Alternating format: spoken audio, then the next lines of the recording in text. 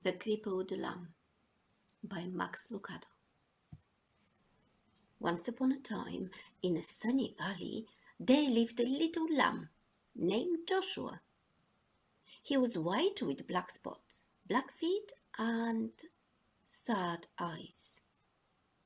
Josh felt sad when he saw the other lambs with snow white wool and no spots. He felt sad when he saw the other sheep with their mums and dads, because he didn't have a mum or dad.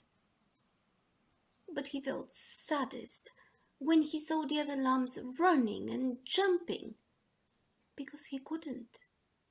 Josh had been born with one leg that didn't work right.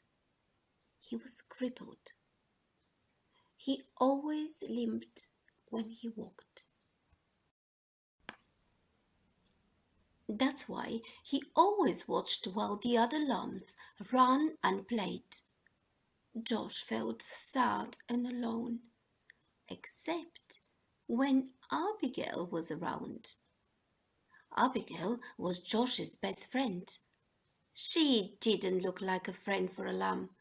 She was an old cow. She was brown with white blotches that looked like rain puddles on a path. Her belly was as round as a barrel, and her voice was always kind and friendly. Some of Josh's favorite hours were spent with Abigail.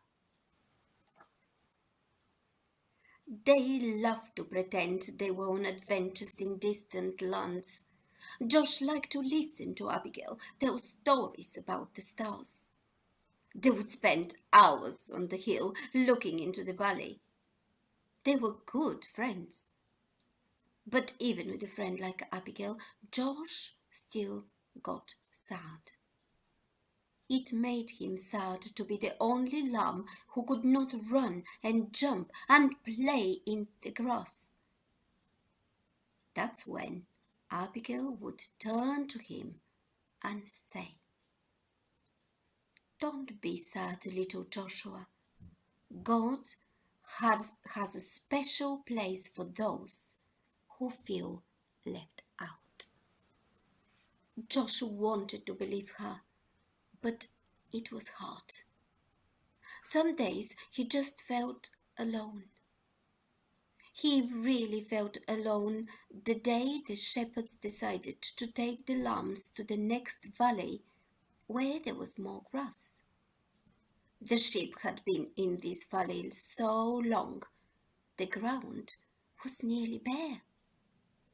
All the sheep were excited when the shepherd told them they were going to the new meadow. As they prepared to leave, Josh hobbled over and took his place to the edge of the group. But the others started laughing at him. "You were too slow to go all the way to the next valley. Go back, slowpoke. We never get there if we have to wait on you. Go back, Joshua."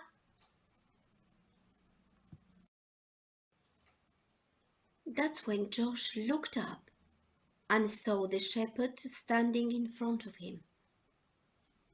"They are right, my little Joshua.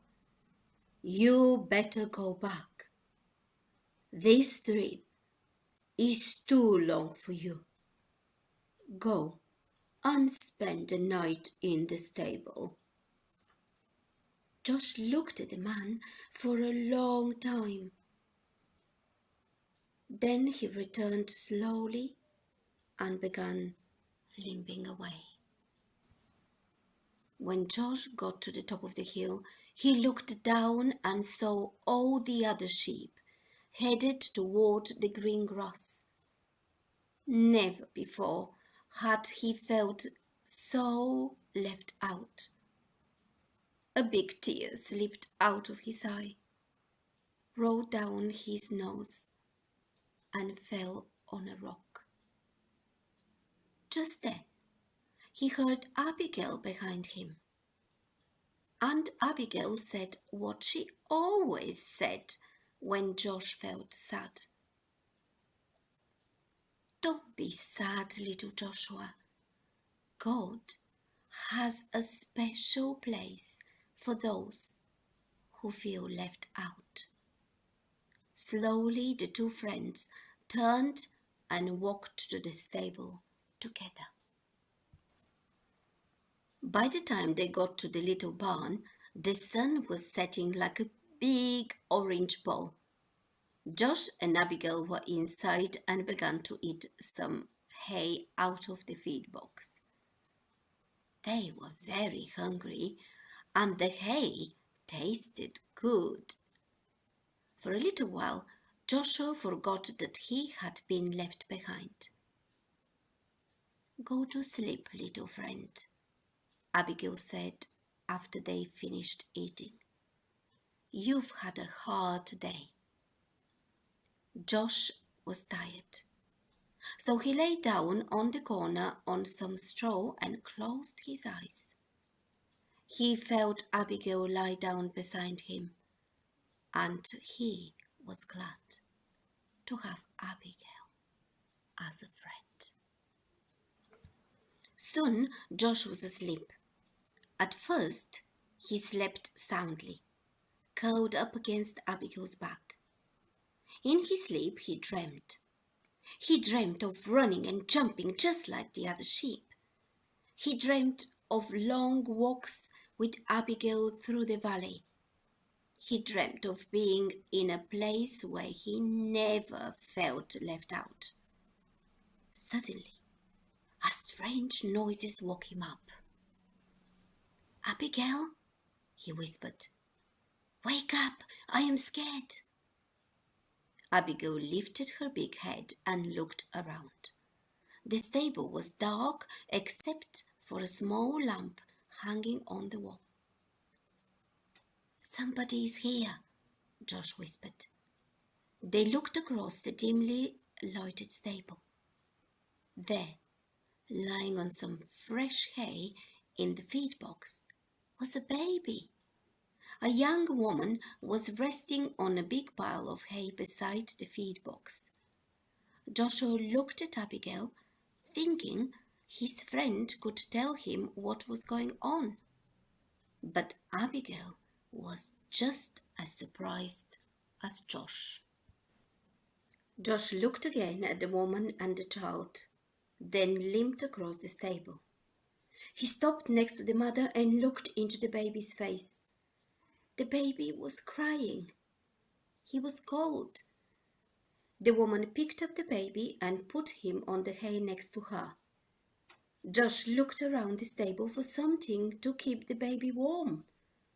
Usually there were blankets, but not tonight. The shepherds had taken them on their trip across the valley. Then Josh remembered his own soft, warm wool. Timidly he walked over and curled up close to the baby. Thank you, little lamb, the baby mother said softly. Soon the little child stopped crying and went back to sleep. About that time, a man entered the stable carrying some rugs. I am sorry, Mary, he explained. This is all the cover I could find. It's okay, she answered. This little lamb has kept the new king warm. A king? Joshua looked at the baby and wondered who he might be. His name is Jesus, Mary spoke as if she knew Josh's question. God's son. He came from heaven to teach us about God. Just then, there was another noise at the door. It was the shepherds, the ones who had left Joshua behind. Their eyes were big and they were excited. We saw a bright light and heard the angels, they began. Then they saw Joshua next to the baby. Joshua, do you know who this baby is? He does now. It was the young mother who was speaking. She looked at Joshua and smiled. God has heard your prayers, little lamb. This little baby is the answer. Joshua looked down at the baby. Somehow he knew this was a special child and this was a special moment. He also understood why he had been born with a crippled leg. Had he been like the other sheep, he would have been in the valley. But since he was different, he was in a stable, among the first to welcome Jesus into the world. Joshua turned and walked back to Abigail and took his place beside his friend. You were right, he told her. God does have a special place for me.